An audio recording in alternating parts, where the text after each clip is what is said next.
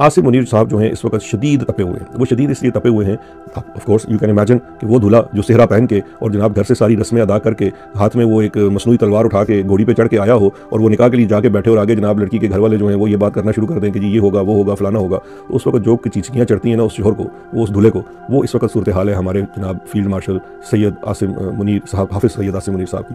तो अब उनको गुस्सा तो आ रहा है। अच्छा, अब उनको जो गुस्सा आ रहा है ना, वो गुस्सा ये उनको आ रहा है कि भाई इस सारे खेल में ना ससुराली तो मेरे इतने भैड़े नहीं, लेकिन इन्हां नाल जिहड़ा है मामा मुद्दा है ना, यह जड़ा तो मामा बनया फिरदा है, असल सारी शरारत इसकी है। अब वो जो उनके जहन में कोई शक नहीं है, हम भी आपको बार बार खबर दे चुके हैं कि वो शख्स कोई और नहीं, वो शख्स नदीम अंजुम साहब है। नदीम अंजुम साहब की जो कुर्बत है, अच्छा नदीम अंजुम साहब is also very interesting case study. Nadeem Anjum जो हैं उनको लेकर आते हैं कमर जावेद बाजवा साहब, वो बड़े ज़ोर ज़बरदस्ती से उनको DGISI बनवाते हैं। जब उनका नोटिफिकेशन नहीं हो रहा था 2021 में, तो आपको याद है कि कैसी रिपोर्टिंग हो रही थी, कितना इशू हुआ था, हम खुद वहाँ मौजूद थे। अंदर कमरे में जनाब बहुत ज़्यादा शाउटिंग मैच हो रहा था, बाहर आवाज़ें आ रही थी और हम सारे बाहर खामोशी से टहल रहे थे या देख रहे थे। और बाजवा साहब उस दिन बड़े गुस्से में थे, खान साहब भी बड़े गुस्से में थे, वो जल्दी चले गए। हमारी वो काबीना जो शाम को जाकर बाजवा साहब के घर पे और उनके ससुर के घर पे कॉर्निश बजा लाती थी, उनकी तो हालत सख्त पतली थी और वो जनाब भागम भाग कभी पिंडी जाते थे, कभी बनीगाला जाते थे और अपनी तरफ से सुलह की कोशिशें कराते थे। हमारे वो दोस्त आज भी सुलह की कोशिशें करवा रहे, उनमें से कुछ सारे नहीं। तो वो उस वक्त भी उन्होंने बड़ी मुश्किल से जो ना उस वक्त माहौल को ठंडा किया था।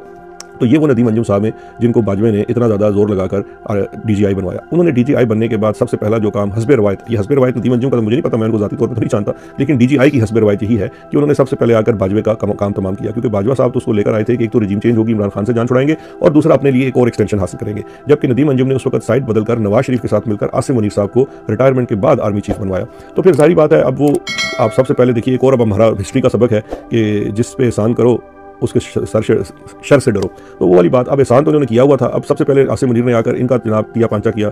तो वो उसके बाद नदीम अंजुम साहब जो हैं वो महज मियाँ साहब के घर के होकर रह गए।